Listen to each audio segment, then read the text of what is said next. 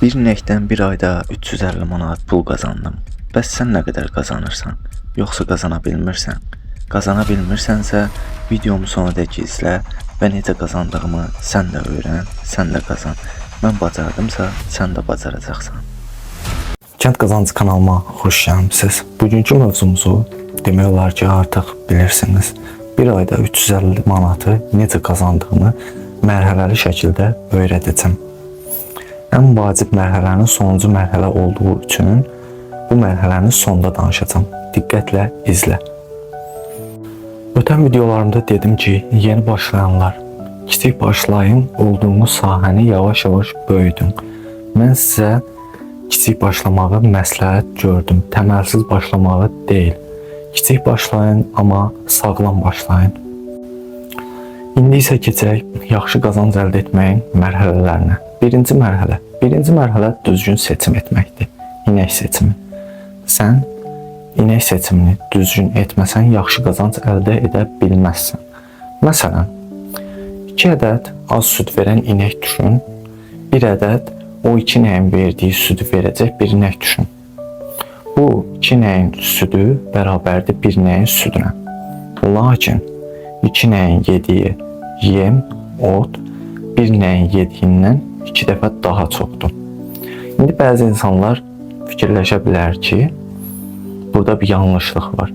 2 inək il sonunda sənə 2 ədəd bala verəcək, 1 inək isə 1 bala verəcək. Bu düşüncə yanlış düşüncədir. Bu cür düşünməyin.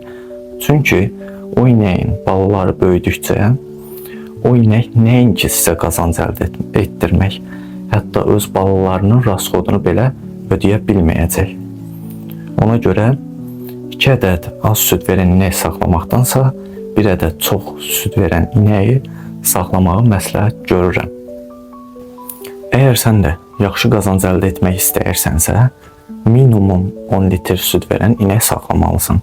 10 litrdən aşağı süd verən inək sənə qazanc əldə etdirə bilər. Amma bu qazanc sənin lazım olan ehtiyaclarını ödəməz. Az miqdarda olar. İkinci mərhələ yem tədarükünün vaxtında görülməsidir. Əgər sən yem tədarükünü vaxtında görməmisənsə, sənin inəyin sənə nə qədər çox qazandırsa da, sənin qazancının böyük bir hissəsi inəyinin rasxoduna gedəcək, ehtiyaclarını ödəyəcəksən.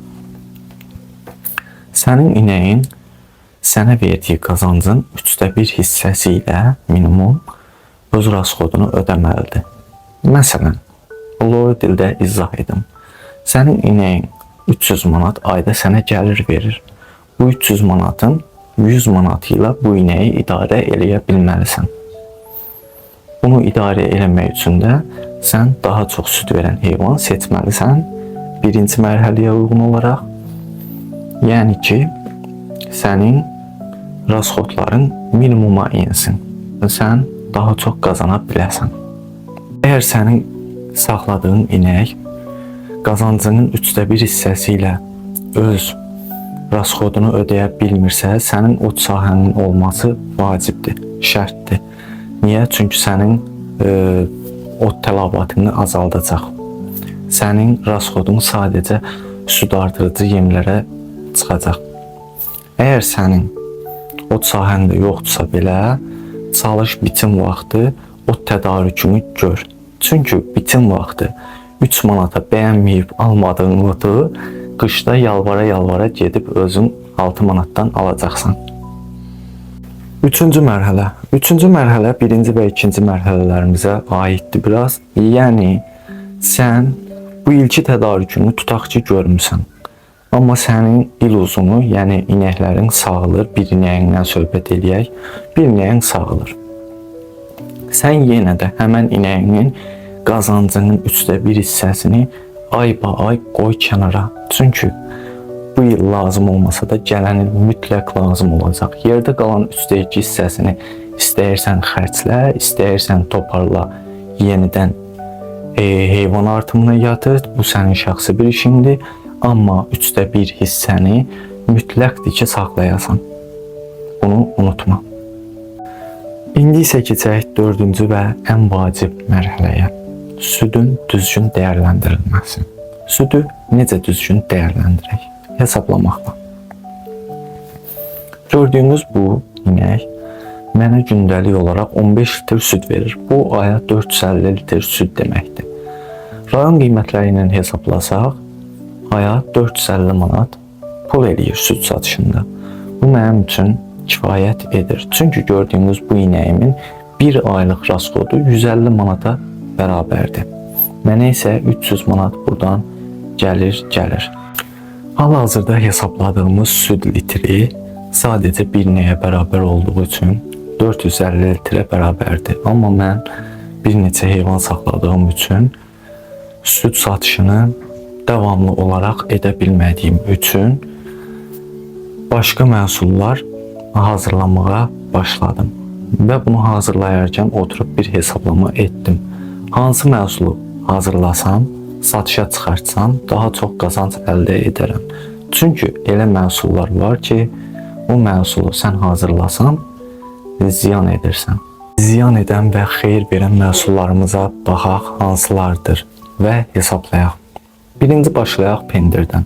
Ortalama olaraq 10 litr qatıqdan 1 kilogram pendir əmələ gəldiyi halda mənim aylıq bu inəkdən 450 litr süd əldə edirəm.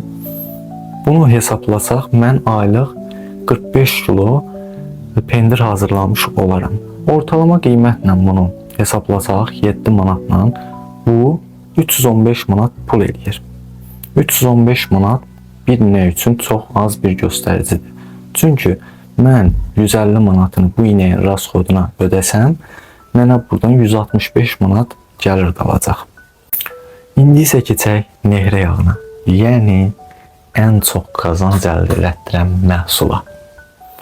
Nehrə yağının bildiyimiz kimi rayon yerlərində və bir çox ərazilərdə 1 kiloqramının qiyməti 25 manatdır.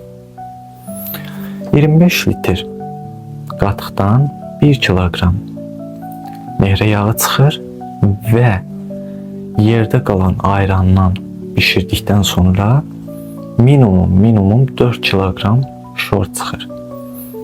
Bunu hesablasaq, şorun qiymətini 1 kiloqramı 2 manatdan 8 manat bu edir, 25 manat nehrə yağı, cəmi 33 manat. 450 litr süddən 18 kiloqram təmiz nehrə yağı, 72 kiloqram şor əldə etmək olar.